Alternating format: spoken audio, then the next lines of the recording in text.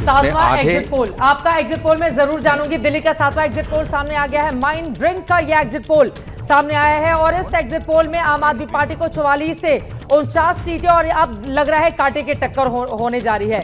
BJP को 21 से 25 seat मिलने का अनुमान, कांग्रेस को 0 से 1 सीट मिलने का अनुमान जताया जा रहा है। माइंड ड्रिंक का यह सर्वे बता रहा है। दिल्ली का सातवां एग्जिट पोल सामने आ गया है। 7 में से 2 एग्जिट पोल आम आदमी पार्टी की सरकार बना रहे हैं। 5 exit poll Bharatiya Janata party की सरकार बना रहे हैं। हमारे साथ जो गेस्ट मौजूद हैं, आशीष सिंह मेरे सहयोगी, वो बीजेपी की सरकार बनवा रहे हैं। आदेश रावल आम आदमी पार्टी की सरकार बना रहे हैं। और अब दिबांग, आपकी बारी।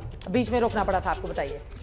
तो मैं ये बता रहा था आपको कि किस तरह से दिल्ली में अगर आप देखें तो कुल जो बूथ हैं उनकी संख्या है, पिछली बार उनकी संख्या थी 13,747, इस बार उनकी संख्या है 13,766।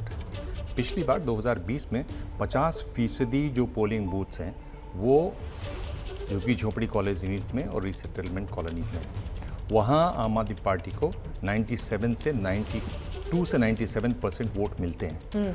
अगर उन्होंने वो रिटेन किया हुआ है अगर जी, तो आप समझ सकते हैं कि उनको बढ़त मिलेगी। अगर लगातार जिस तरह से आरोप लगे हैं केजरीवाल पर, और केजरीवाल के साथ इस बार जो मुश्किल है कि जो वो कहते थे, जो दावे करते थे, हर दावे पर आरोप लगे हैं बीजेपी की तरफ। चुनाव में सबसे इंटरेस्टिंग बात क्या होता है कि दोनों पक्षों के लिए अपनी बातें कहने का मौका है कि नहीं, दोनों पक्षों के लिए अपनी बातों को विश्वसनीय तरीके से जनता को बताने का मौका है या नहीं है। और मुझे लगता है कि इस बार बीजेपी के पास वो मौका था कि वो अपनी बात को विश्वसनीय तरीके से लोगों तक पहुंचा सके। वहीं केजरीवाल जिस तरह से उन्होंने इस्तीफा दिया, उन्होंने अपनी पैटर्न बदले, उनके पास तो इसलिए कांटे की टक्कर बन जाता है। कांटे की टक्कर में आम आदमी पार्टी को बढ़त है, ये बता रहे हैं दिबांग।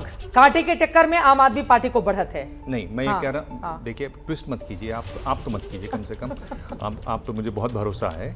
मैं ये कह रहा हूँ कि अगर वो अपने वोट बचा पाते हैं झुग्गी झोपड़ी कॉलोनीज के, सेटलमेंट कॉलोनीज के, तब ये हो सकता है। मेघा, आप वो भी इतना आसान नहीं रहने वाला। बीजेपी ने कह दिया ना कि सरकार की जितनी भी योजनाएं हैं उसको हम जारी रखेंगे, और इसके साथ ही मध्यम वर्गीय को ये जो 12 लाख पर टैक्स नहीं लेने की बात है, क्या उससे वो फायदा मिलेगा, ये बड़ा सवाल है। लेकिन अब तक आपके सामने 7 एग्जिट पोल के आंकड़े सामने रख चुके हैं। 5 पर बीजेपी, 2 पर आम।